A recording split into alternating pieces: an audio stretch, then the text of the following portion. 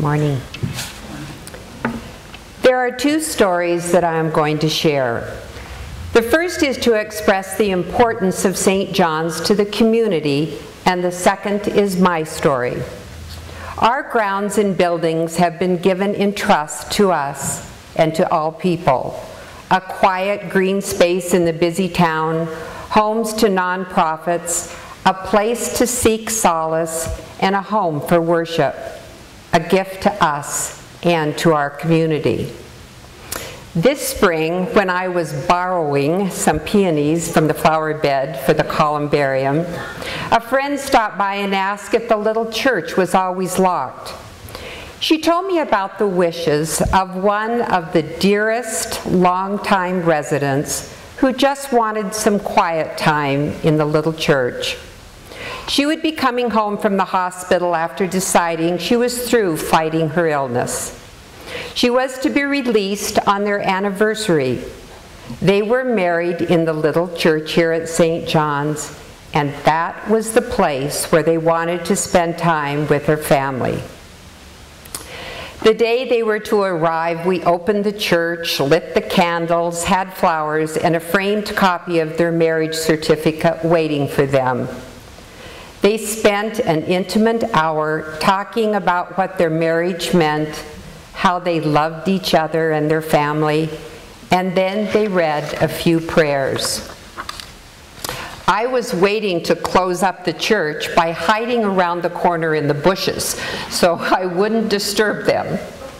But when they came out and were standing in front of the chapel, I just had to go over there and give them a hug. I shared in their tears, their laughter, and their stories.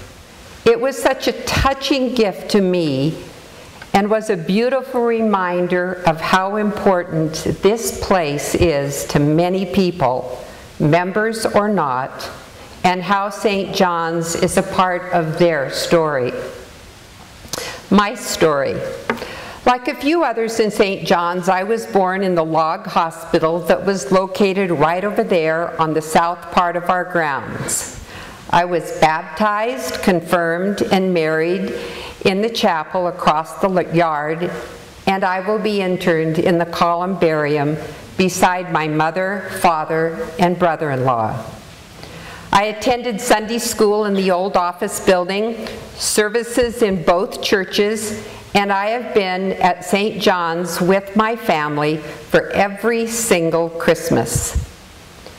My memories revolve around my mother Beulah, sitting in the light of the first south window in the little church, and then in the second pew of this place until she died in 2012. Her faith and her open and welcoming heart set the standard for our involvement.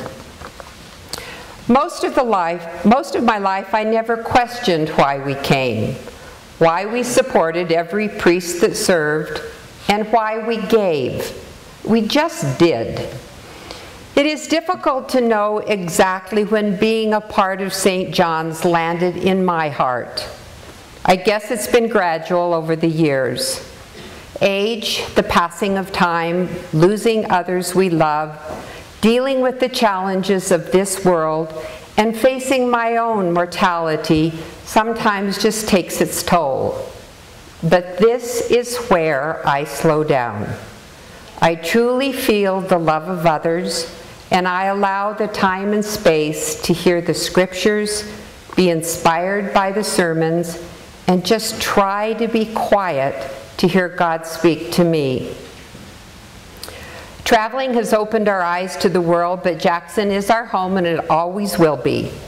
We are constantly pinching ourselves in total disbelief of all that we have.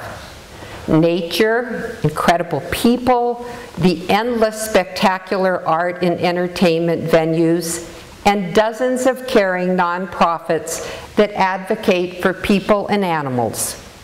Bruce and I regularly support nonprofits with our time and money, and we will continue to do that. But I am immensely proud of the work this church does and how we attend to all people, especially those less fortunate and those just lost for a time. We address difficult social issues and stand as a leader for what we do. This year, as I assess my giving, I need and I want to give more to the place that gives me so much. It's the one institution that has been here for me when I have been hurting. It is the place that wrapped its arms around my parents when they were dying. It is the place where I have had the joy of celebrating my children, and it will be the place where I turn when I die. I am truly thankful. St. John's is my church and my priority. This year we are increasing our pledge because by committing money to St. John's and God's work, I am witnessing to God and myself that this church is a huge part of my life.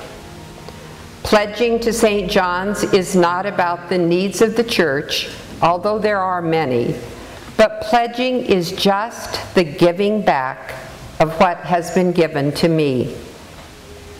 I pray all members will identify with and call St. John's their church. Give pledging thoughtful prayer and make a commitment. Regardless of the amount, give what you can. Giving back is a great discipline, and most of all, it just feels right. Thank you.